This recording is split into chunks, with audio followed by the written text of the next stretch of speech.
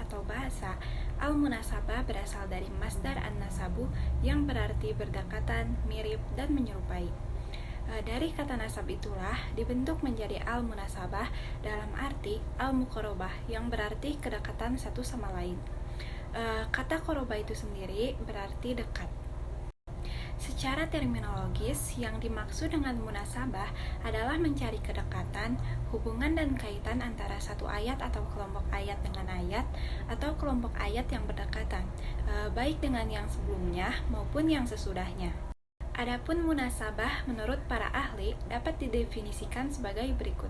Yang pertama, menurut Mana Khalil Qatan, munasabah itu adalah sisi keterkaitan antara beberapa ungkapan di dalam satu ayat atau antar ayat pada beberapa ayat atau antar surah di dalam Al-Quran. Yang kedua, menurut Al-Zakarsi, munasabah itu adalah suatu hal yang dapat dipahami tatkala dihadapkan kepada akal, akal pasti akan menerimanya. Ilmu ini mulai disadari keutamaannya ketika masa Abu Bakar Al-Naisaburi pada masa keemasan Islam abad ke-1 sampai 4 Hijriah yang ditandai dengan terjadinya lonjakan besar dalam perkembangan ilmu-ilmu keislaman. Begitu besar perhatian Al-Naisaburi terhadap munasabah tampak jelas dari perkataannya ketika ayat Al-Quran dihadapkan kepadanya. Setiap kali Al-Naisaburi duduk di atas kursi, bila dibawakan Al-Quran kepadanya, beliau berkata, "Mengapa ayat ini diletakkan di samping ayat ini, dan apa rahasia diletakkannya surah ini di samping surah itu?" Beliau sering mengkritik ulama Baghdad karena mereka tidak mengetahui tentang masalah itu. Tindakan Al-Naisaburi merupakan kejutan yang sangat menarik dan langkah baru dalam dunia tafsir waktu itu.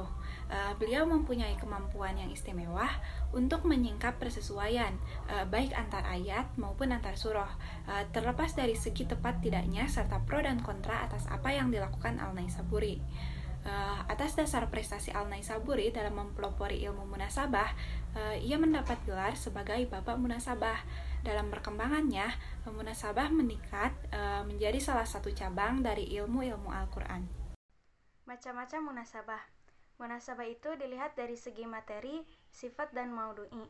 Yang pertama, munasabah dari segi sifat. Munasabah dari segi sifat itu ada dua. Yang pertama, zair al-irtibat, yaitu persesuaian atau kaitan yang tampak jelas karena kalimat yang satu dengan yang lainnya.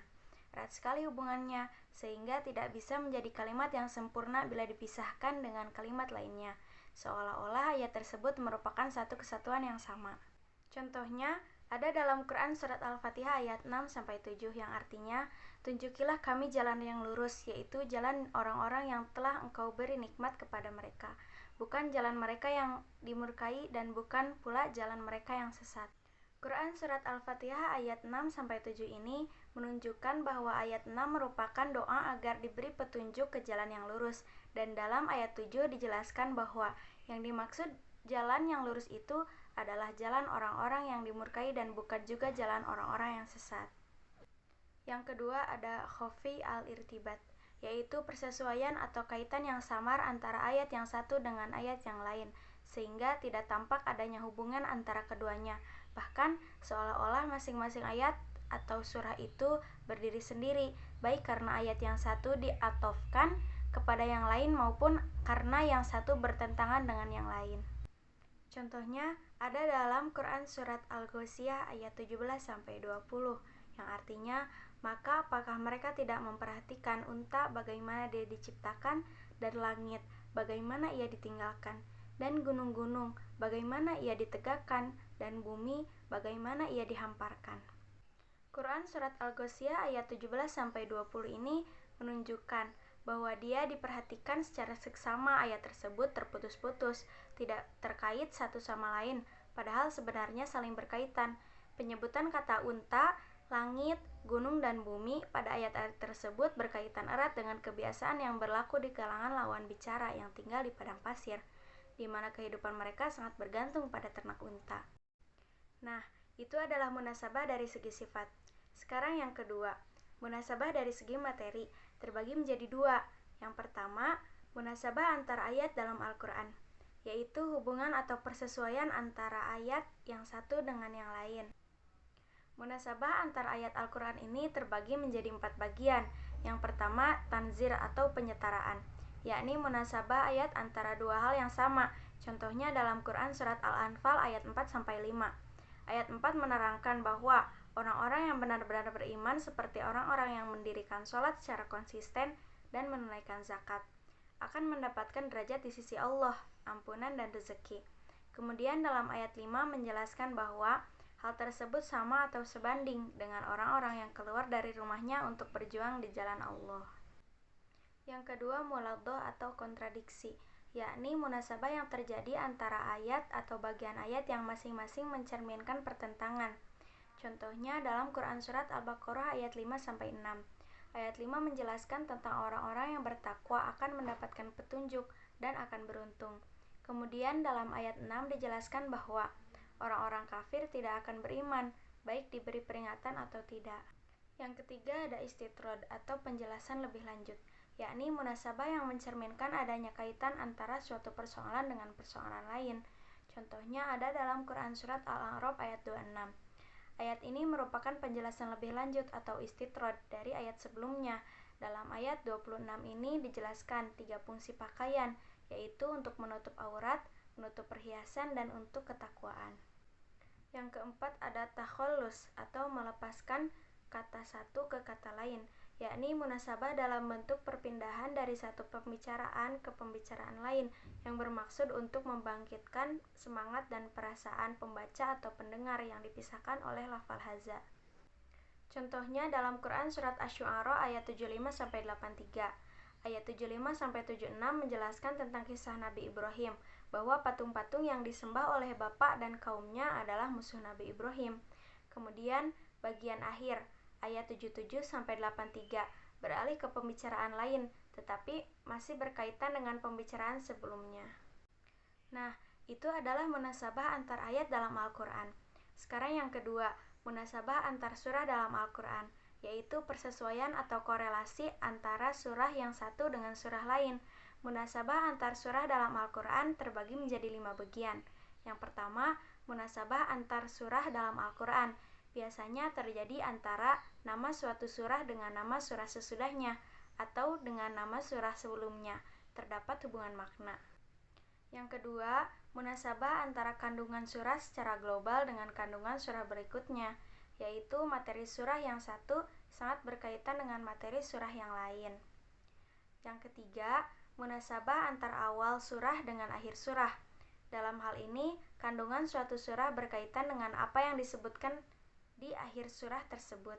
Yang keempat, munasabah antara akhir surah dengan berikutnya. Munasabah jenis ini mencari hubungan antara awal satu surah dengan akhir surah sebelumnya. Misalnya awal surah Al-Hadid dengan akhir surah Al-Waqiah.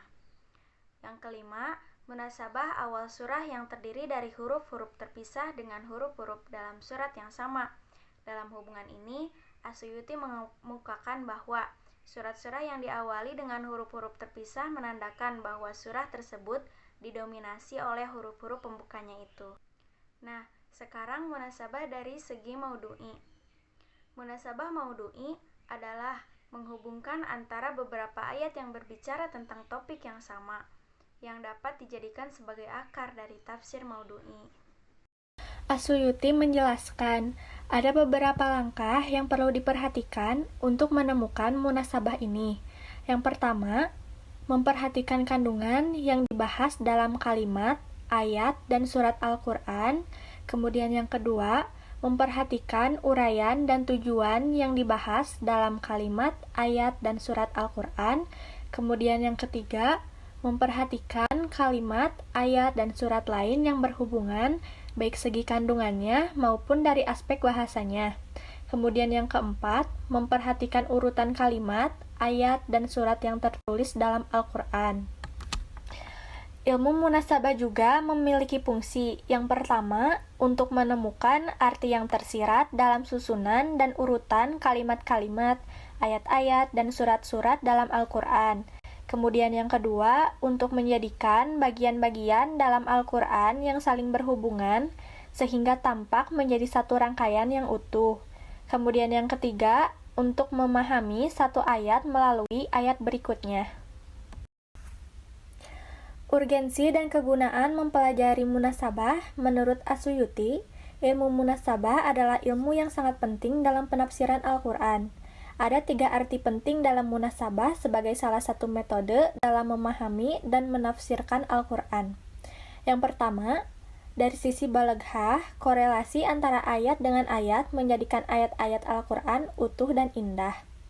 Kedua, ilmu munasabah dapat memudahkan orang dalam memahami makna atau kandungan ayat maupun surat tanpa memahami kaitan antara satu kalimat dengan kalimat berikutnya dalam satu ayat atau kaitan antara satu ayat dengan ayat berikutnya.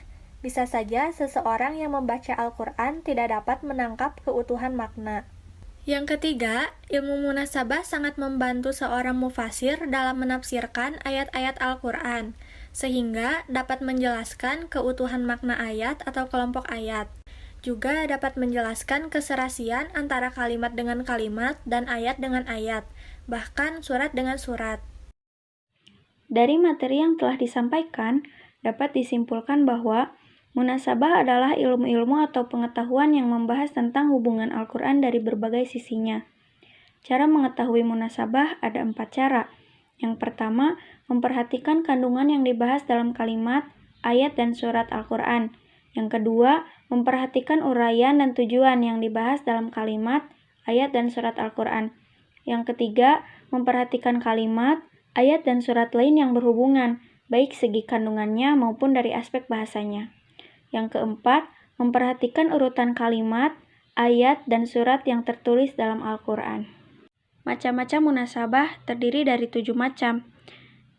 Yang pertama, munasabah antar ayat dengan Al-Quran.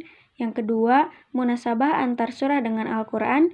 Yang ketiga, munasabah antara kandungan surah secara global dengan kandungan surah berikutnya. Yang keempat, munasabah antar awal surah dengan akhir surah. Yang kelima, munasabah antara akhir surah dengan berikutnya. Yang keenam, munasabah awal surah yang terdiri dari huruf-huruf terpisah dengan huruf-huruf dalam surah yang sama. Urgensi dan manfaat dari ilmu munasabah adalah sebagai pendukung ilmu tafsir, mengokohkan pembicaraan yang satu dengan yang lain, membantu dalam pertakwilan pemahaman dengan baik dan cermat, dan dapat mengetahui kesesuaian antar ayat dan antar surat, dan lain sebagainya.